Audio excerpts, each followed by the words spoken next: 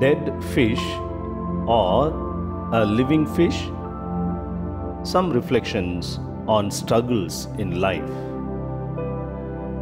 Birds are born to fly, fishes are born to swim, and human beings are born to struggle.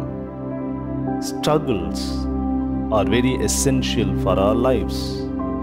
There are natural struggles that we have to encounter to grow, to develop and progress in every aspect of our lives.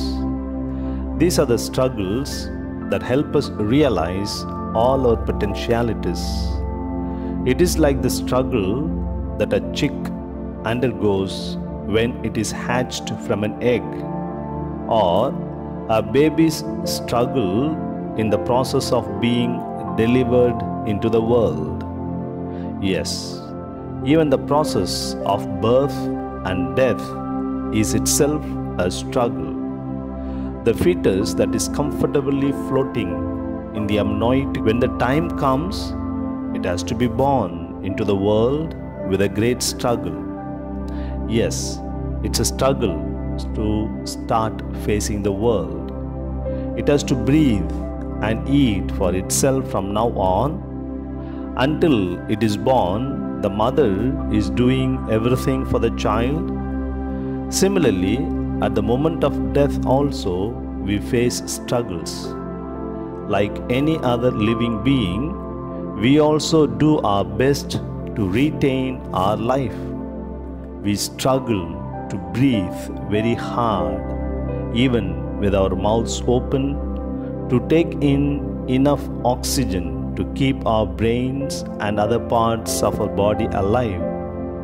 We struggle till the last moment, but when the final moment finally arrives, we surrender ourselves to God. Further, between the moments of birth and death, we find ourselves in the midst of plenty of struggles. Even to turn to lie upon our back, to crawl on our 4 legs, then to stand on 2 legs and start moving about, to go to school, to find a job, to get a life partner, to get children, to raise them up well, to find a peaceful and comfortable retired life. Oh my God, how many types of great struggles. As we become aware of all these, let's not feel desperate or hopeless and develop a sort of negative attitude towards life and nature. Struggles are not the curse for humanity, rather, they provide opportunities to grow and to develop our potentialities. Only struggles make our skills and talents grown into their fullness. But for the struggles, we would be confined to our immediate environment.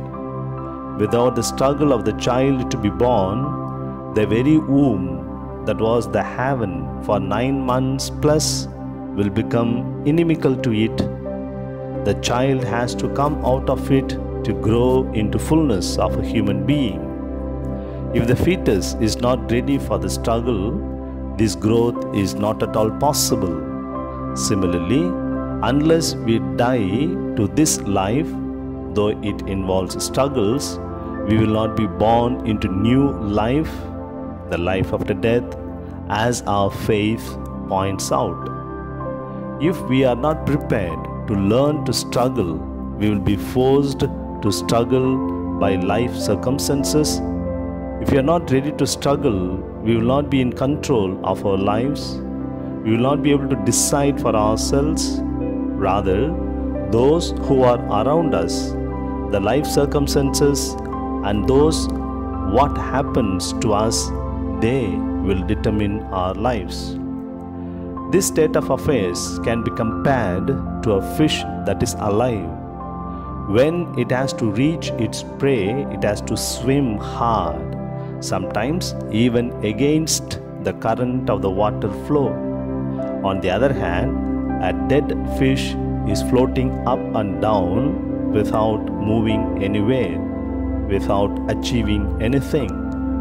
The winds and the flow of the water determine what the dead fish can do. There is no growth, nor any change, nor any movement, because it does not struggle to do anything. Thus, those who know and decide to struggle are like the living fish, and those who are not ready for struggle, those who don't want to struggle, who refuse to struggle, are like the dead fish.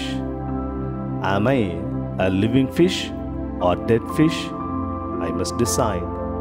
Let's use our reasoning power to wisely struggle to grow, to develop, to realize all our potentialities, and to keep moving. Yes, let us use our intelligence and wisdom to move in the right direction, of course. Only as long as it rotates, it is earth. Only as long as it flows, it's a river. Only as long as it blows, it is breeze. Yes, only as long as one struggles, one is a human being. Let's not be afraid of struggles, but face them with the courage, wisdom, and faith.